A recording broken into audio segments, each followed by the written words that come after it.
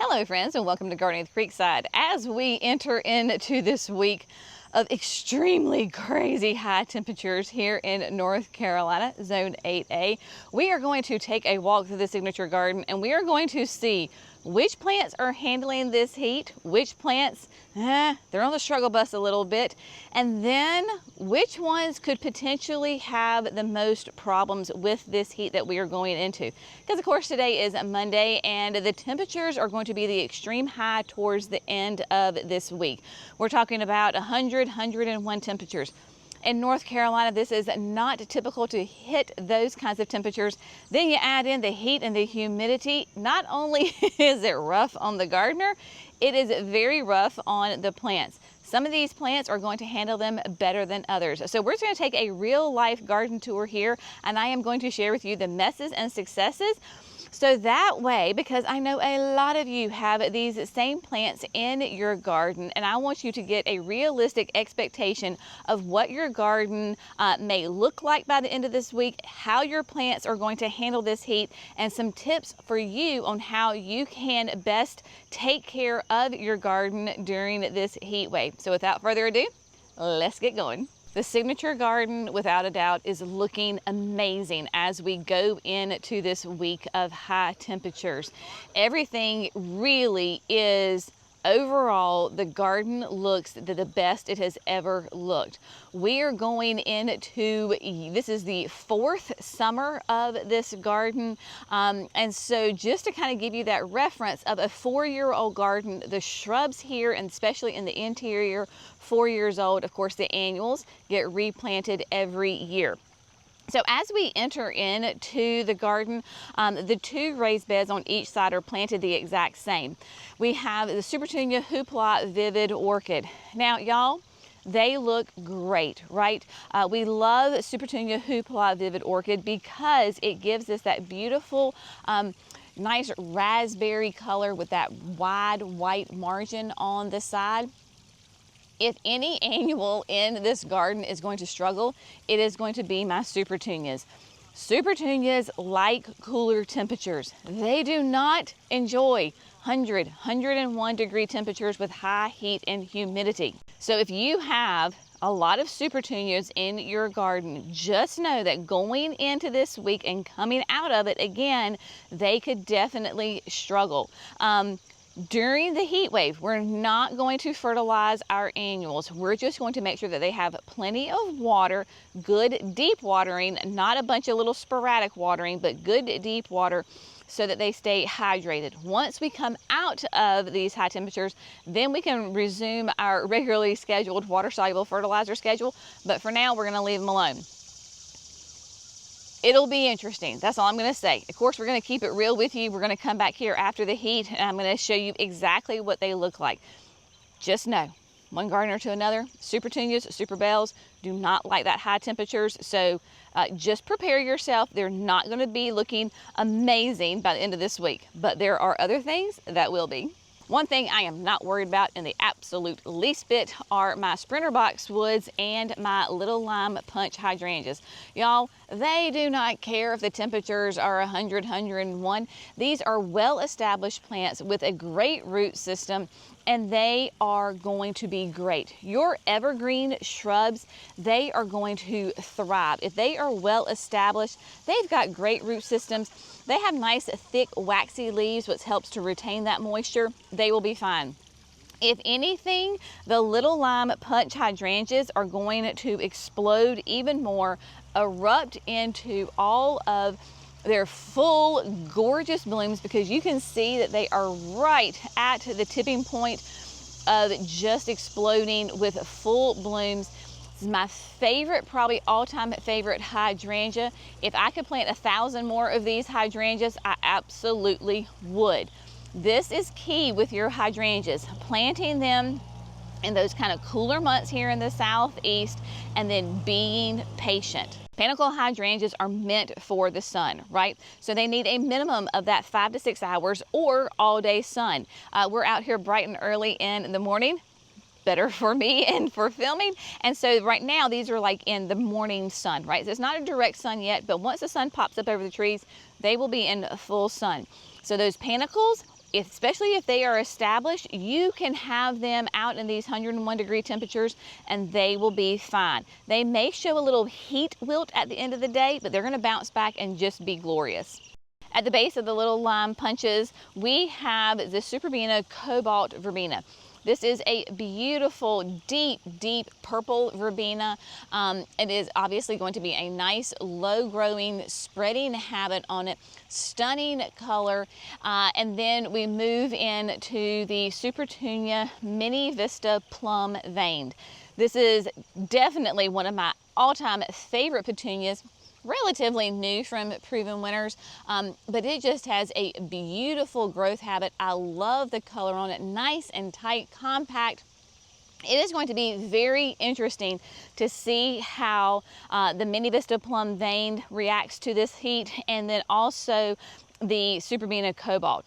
I really and truly do not know. We do have irrigation within this bed, but it is drip line that goes to the hydrangeas and the boxwoods, not necessarily on the verbenas and the Mini Vista Plum Vein. And the reason that I want to share these plants with you is because you know how I always tell you that gardening will teach you patience? When we planted the verbenas and the petunias here, it was in the spring, but we all of a sudden turned into a drought. Now, it had been a dry winter anyway, but it really dried up in the spring and the temperatures rose. Now, not being on specific irrigation, we had to come in here and hand water them. And y'all, I am not gonna lie, for about the first 2 to 3 weeks, I thought, okay, we have made a mistake. I picked the wrong plant to go in here.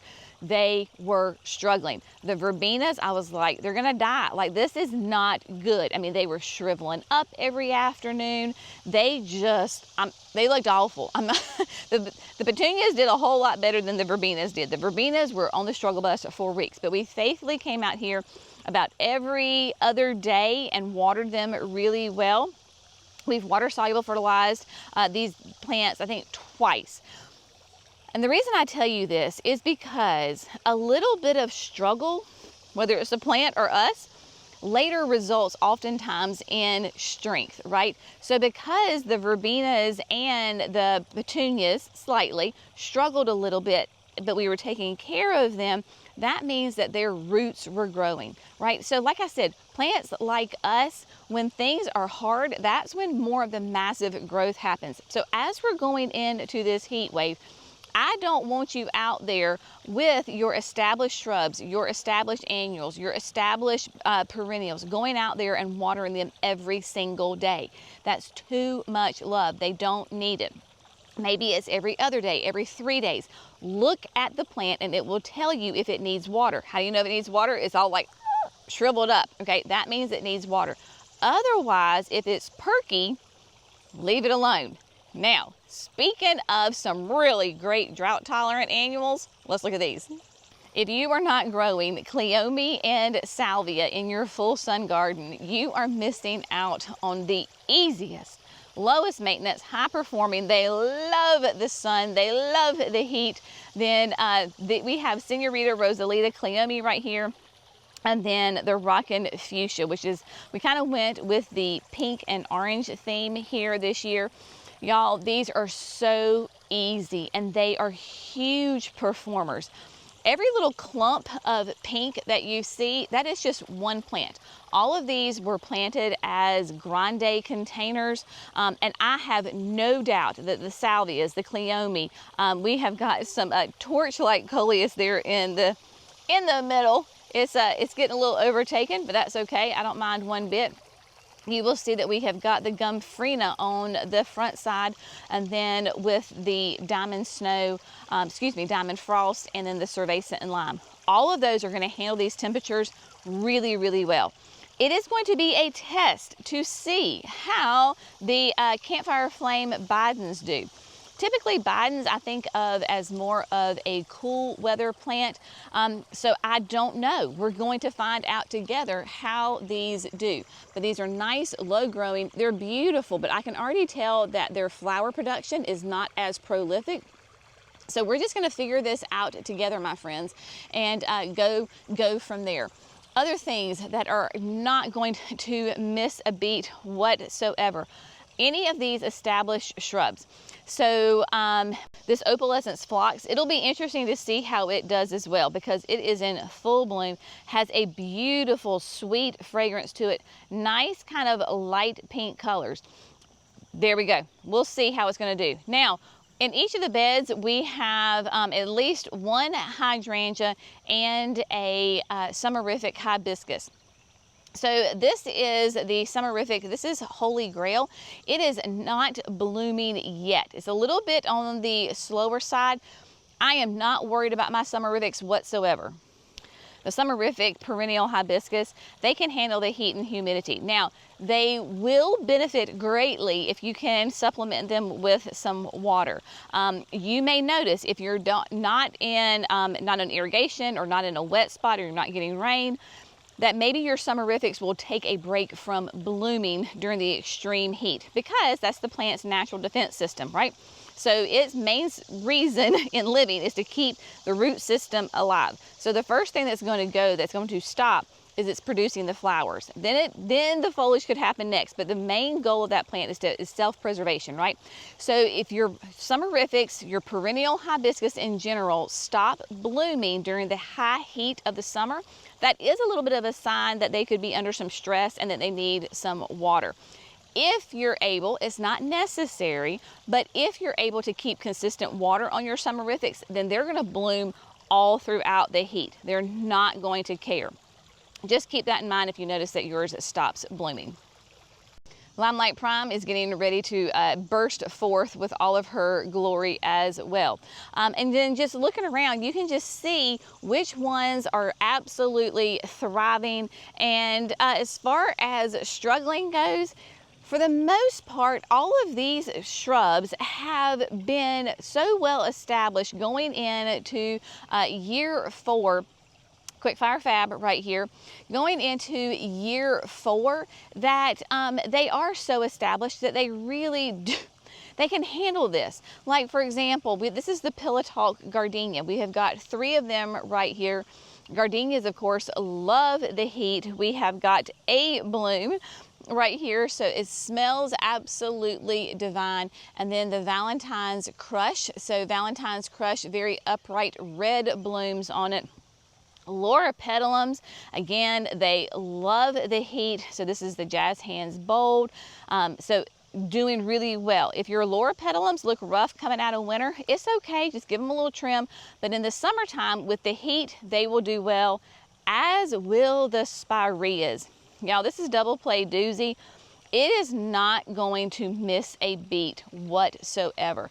It is just going to keep on keeping on, doing its thing and getting nice and happy, nice and big, producing those nice little raspberry flowers periodically. Now, this is, of course, it is a continuous bloomer. Its main flush is in the spring when it just produces tons of flowers. And then throughout the rest of the summer, it will just give us kind of those a little bit of a smaller bloom, but gives you nice interest and structure in the garden.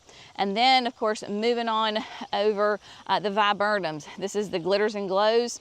Nope, not gonna miss a beat. Gonna be happy, just growing, doing its thing during the heat because of those really well established roots. And then one of our most popular spireas is, of course, the candy corn. Candy corn gets that bright chartreuse color with a little bit of orange. It looks beautiful paired with the Boom Chocolata geranium right here. That color contrast is lovely. And then daylilies, we are in daylily season right now. So sweet, blood, sweat, and tears back there. Another Laura Petalum, you can see how nice and beautiful that is. That is the variegated one. Has all of the different, the pinks, the greens, the creams, all of that together. Now, one thing that has struggled this season are these Tough Stuff Top Fun hydrangeas. So we have 2 of them right here. And the reason that they are struggling is very simple. These two hydrangeas have not even been in the ground for a year. We had some other shrubs there that just were not performing. They were like hardy to a zone 7, and they just weren't thriving here. So I took them out and put the Tough Stuff Top Fun, which is a serrata, so it's a mountain hydrangea. Very adaptable to different sun conditions, that kind of thing. The reason that it is struggling, the reason that there's an umbrella right there, is because they are in the ground less than a year. Remember this, the first year they sleep, I tell people, keep them alive. That is what we are doing here. We are keeping them alive using the umbrella. It will definitely be employed this week with all of those high temperatures. So the first year they sleep, the second year they creep, so that means next year, not gonna need an umbrella. We're gonna have some more growth on them. We're gonna have a couple more blooms. The third year and beyond, they leap. That is what everything else is doing. This is our leap year. We're beyond our leap year. So gardening teaches you patience. Just hang in there, my friends. We have to have realistic expectations of ourselves, our gardens, and the plants. You're not going to buy a hydrangea planted in your garden in late June, early July, and expect it to not miss a beat and just be the mature size right away. Not gonna happen, all right? So that's like one thing as far as why we do these videos. And one of the, like, y'all loved the video where I said, plant this quart size and you get this, a mature size shrub, because it shows you those realistic expectations. Gardening teaches you patience. If you are ordering shrubs online, by the way, shrub sale goes through tomorrow, 33% off all the shrubs. If I were ordering shrubs online the end of June, early July, what I would do is take that quart, pot it up into a larger container, a 2-gallon, a 3-gallon. It can be decorative. It doesn't have to be like a nursery pot. Pot it up, put it somewhere that you can keep your eyes on it like every day. Make sure it has the right water. And then in the fall, go ahead and add it to your garden. It's going to be easier on you. You're going to have rapid root growth. The plant is going to take off, be very happy. And then we add it to the garden when it is more seasonally appropriate, shall we say, because this week I am not planting anything, nothing. This week is about maintenance, not about adding plants to the garden. Another annual that I am absolutely not worried about are my purple fountain grasses. Y'all, if you're not adding annual grasses to your full sun gardens, again, you are missing out on such color and texture and movement. Now, there are 3 planted right here together because with this signature garden, this display garden, I wanted to make a big impact. Absolutely could have gotten away with 1. It would have just taken me longer to get there. As with most plants, the more water you give it, the bigger they get faster. But the purple fountain grasses, their root system is going to be nice and extensive. They're going to soak up all of that water that is available in the ground, and they're going to do great. Love the color and the texture. You can see we have the ever so slightest, I'm going to even call it a breeze right now. The air is moving, and then we have got the plants that are moving as well. They will do these lovely like little plumes on it, so they're kind of different colors. So this is an older one. We've got one in here that's a nice purple. They will get nice and tall as the season progresses. And this heat is actually going to help push those plumes and that growth more because your grasses love the heat. They absolutely thrive in the heat. As a side note, the cleome, I don't know if you can see, they are literally buzzing with bumblebees. Just the coolest plant ever. Y'all, I'm telling you, whether you want the purple pink with the Rosalita or you like the white of the Blanca, you've got to add these to your garden, y'all. They're so easy. They're thornless. They don't smell. Actually, they have a fragrance. I like the fragrance. They don't have the traditional fragrance. Some people will say cleomes that smell like skunks. This doesn't. So it's thornless, it's sterile, and that's one plant. One plant planted as a grande, and look at that. Is that not phenomenal? My goodness, just gorgeous. Of course, the Gumfrena does really well. We do have the Supertunia Mini Vista White here at the base of the fountain. That too will be interesting to see how it handles this heat. Yeah, so it'll be interesting for sure on these guys. With the high temperatures, it's going to be completely normal for your smooth hydrangeas, your Annabelle type hydrangeas, if they are in full bloom, to go ahead and start turning a little bit brown, my friends. It is completely normal. So you can kind of see the progression as far as these were some of the first blooms and they're kind of brown and crispy. And then we come up to the tippy top and we have got some that are nice and fresh. This is Incredible Blush that is just doing really well. There is absolutely nothing wrong at all with you coming in here. If the brown bothers you, come in and just snip it. So go find wherever you want to snip it. Find those 2 leaves and cut right above it. It is going to be perfectly fine to go ahead and cut those off.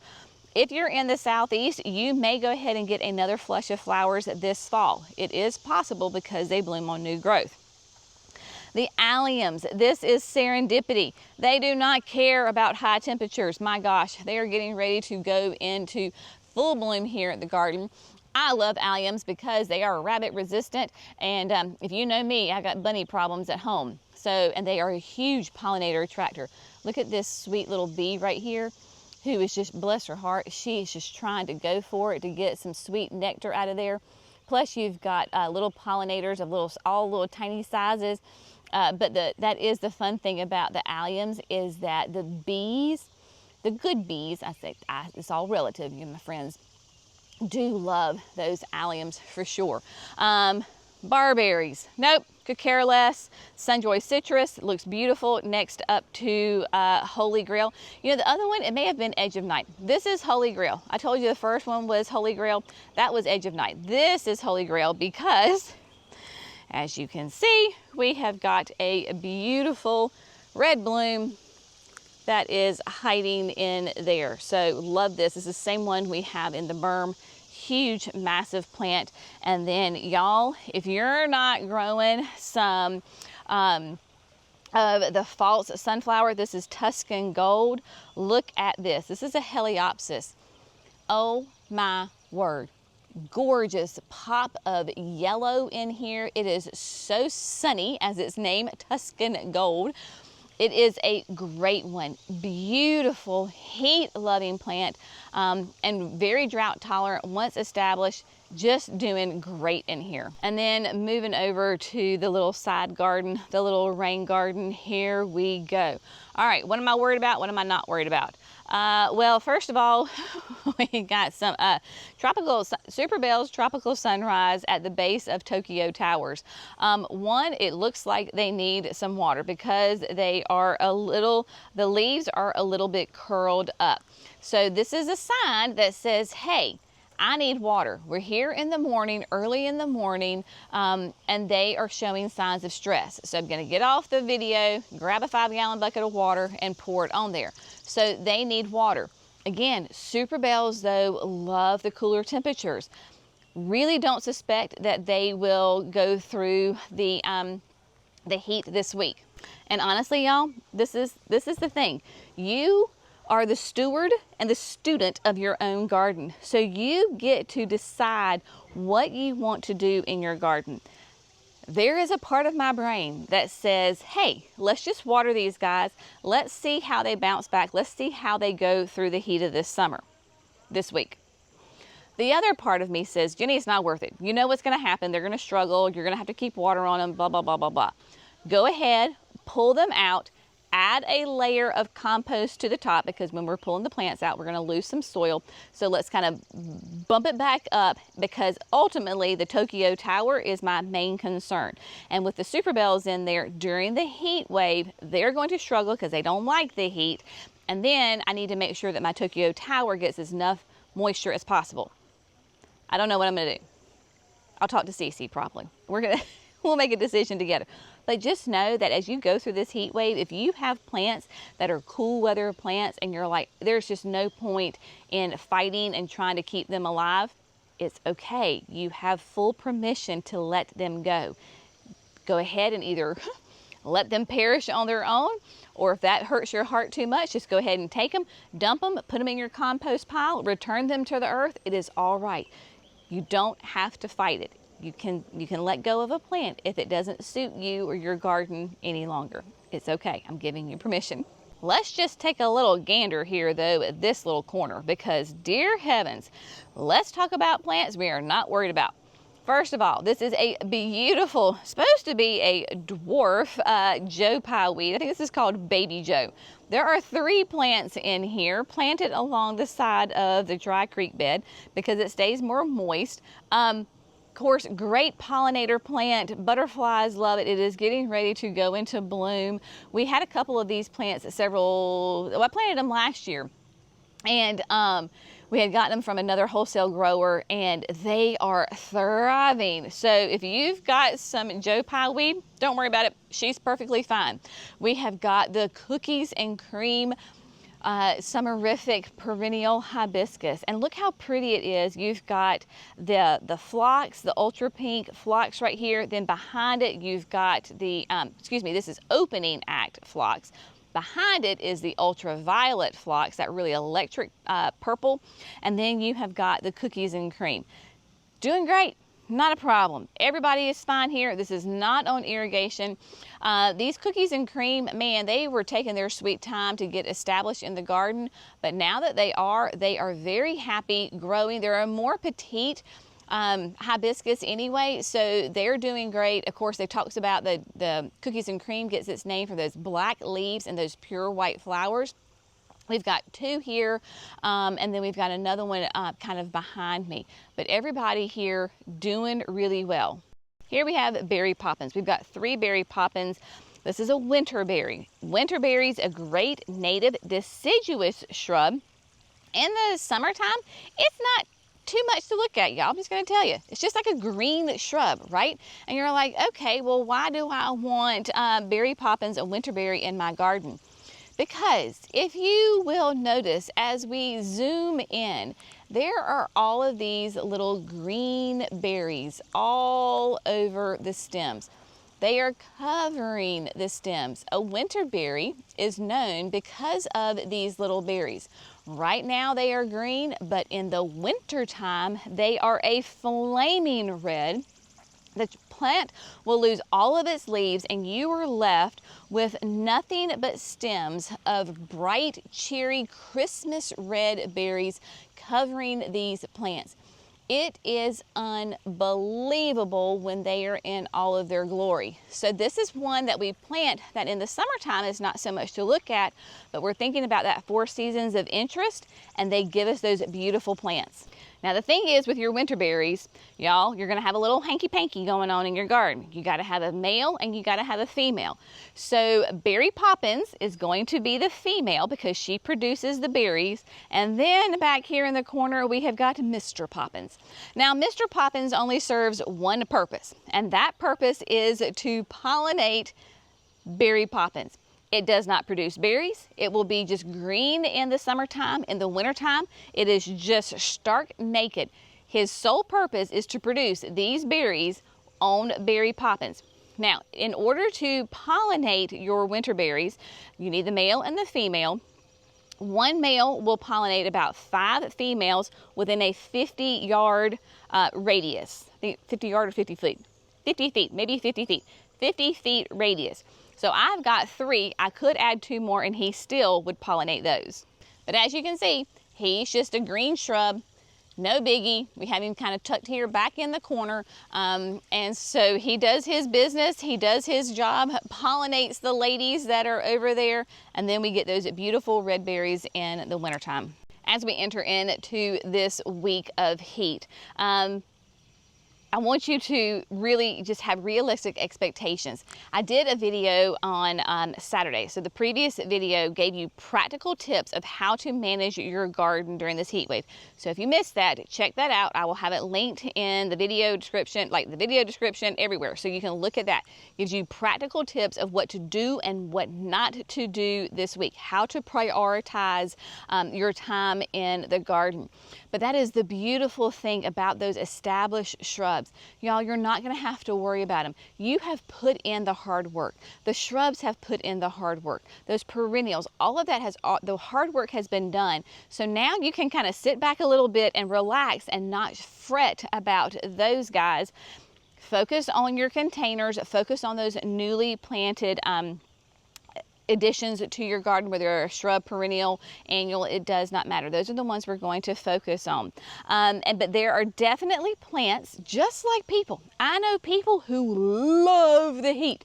The hotter, the stickier, the happier they are. And then I know people who are like, no way, give me those cold winter days. That is what I love. Plants are no different, my friend. So if you've got a cool weather plant coming into this heat wave, just know that they're going to struggle, and it may just be time to say, thank you for your service. I'm returning you to the compost pile. I'll see your sister again next year as well. I replant the same plant like with an annual in the garden. I certainly do that, and that is okay. As a little side note, beginning Wednesday, this coming Wednesday, we have got a sale online for annuals and perennials, 25% off. No coupon code needed.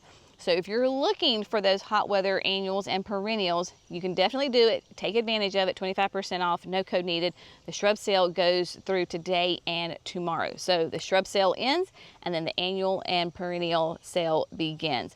But hang in there, my friends. Get out there in the garden early if you can, or later in the evening. Walk through your garden, assess what's happening, how they're responding to the heat, and yeah, stay cool. As always, we so appreciate you. We hope you have had fun, informative, inspirational day here at Creekside. I'm already starting to glisten. I'll see you in the next video. Bye, guys.